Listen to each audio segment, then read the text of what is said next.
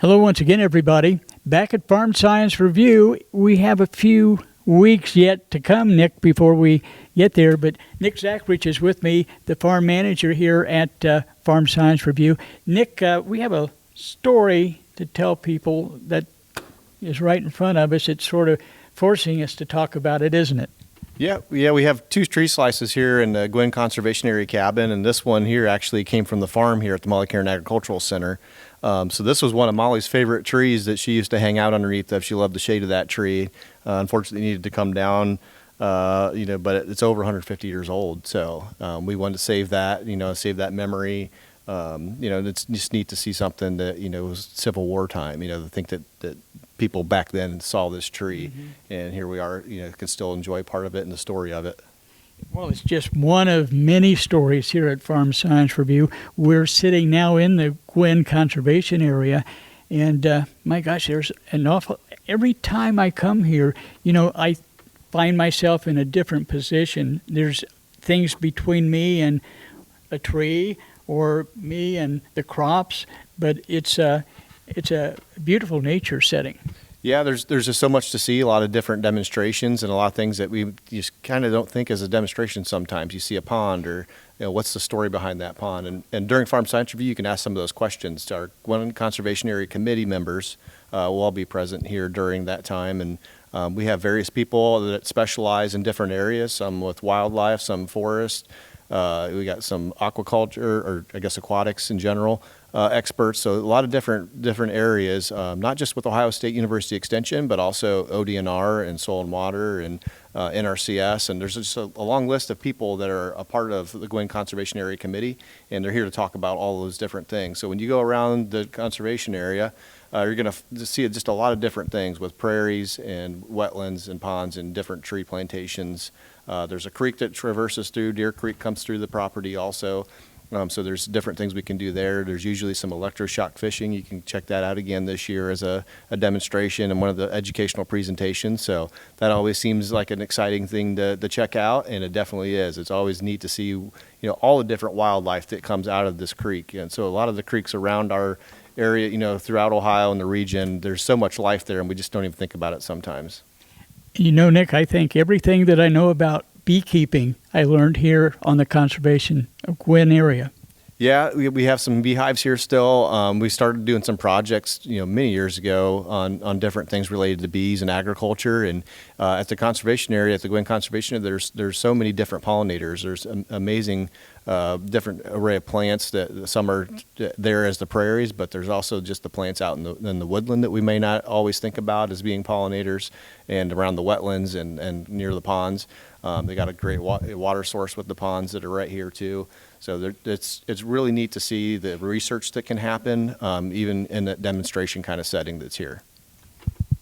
Now the Gwen area is a little bit far from the main review site, but you make it easy on everybody to get back here. Yeah, we have some shuttles. So on the west end of our exhibit area, there's stand-up shuttles, so pulled by a tractor. So just two wagons get pulled by each tractor, and you come over. It only takes a few minutes. Once you get on the shuttle, you come across the highway, and here we are. So right next to our field demonstrations is the Gwen Conservation Area. And when you get off that stand-up shuttle there, and I also mentioned that we do have some assistance there. If you're not able to use a stand-up shuttle, we do have another shuttle that's ADA compliant to be able to get people up here as well. But then once you get off that shuttle, you can get on a sit-down shuttle and take a tour through the Gwen Conservation Area as well. And we most of those shuttles have tour guides on them. So if you have some questions about what you're seeing around, or what some of those different geoforms of the different things that you can see across to the Gwen Conservation Area, they have some of those answers. And if they don't have the answer, they can point to the experts that are over here that do have the answers for those questions. Now, there are certain times of the day that you have educational events going on, and you make that easy. Some of those events are even duplicated, early morning and then late, and then from one day to the next. Yeah, so there are a lot of educational presentations. There's a few tents that we have set out as amphitheaters out in outside area, but in this cabin itself, there's also presentations that happen. So since it takes a little bit of time to get over here and a little bit of time to get back before the show closes, it's a little bit condensed time, but between the hours of 10 and 2:30, there'll be presentations happening. You can come a little bit before that and after that still if you have some need to come over here to check out the educational displays. So soil and water and ODNR, some of the different programs that we have displays, and then even some commercial exhibitors will be here on the Gwen Conservation Area side to be able to promote some of those things. Are really strictly natural resources and environmental sciences. Well, the cabin that we are in, I'm sure, is suited for a variety of things. What all goes on here during the year? Yeah, the cabin gets quite a bit of use. There's always room in the calendar for a few more uses. We do rent the cabin for educational purposes. Madison County Master Gardeners use it frequently for their meetings and things like that. Some 4-H clubs as well. But there's also just a lot of like field days. So Soil and Water uses it frequently. We have some classes at Ohio State University and our college. So the School of Natural Resources and our College of Food, Agricultural, Environmental Sciences has a few classes that will come out. Then even some of our different program areas and even administrators come out and use this cabin as somewhat of a retreat. So it's just a space that you can get away from your normal work setting and be able to have a field day. There's also just some different businesses that are looking for a place to talk about either insurance or finances and things like that. Very nominal fee, very small fee to be able to come in and use it. So if you compare it to other places, very affordable to come in and use. So we really have a nice cabin here that has restrooms and a small kitchenette to be able to do some different things. Most people do cater in some food when they have lunch out, and it just is a great day. Some folks will come and rent the cabin for the day, but they'll come in, they'll do their morning sessions and things, and then spend a little bit of time outside and enjoy the landscape that's around this, and then come back and finish the day, inside the cabin again.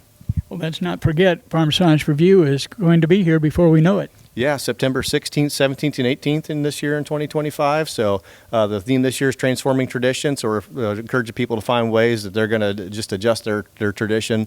So maybe you just need a new tradition if you haven't been here in a while. So a lot of new things happening at Farm Science Review, and some of those things are here at the Gwen Conservation Area. We've been visiting with Nick Zachrich, the manager of Farm Science Review. Nick, thanks for being with us. Great. Thanks for being here, Gary. And stay with us, back with more when we continue with In Ohio Country Today.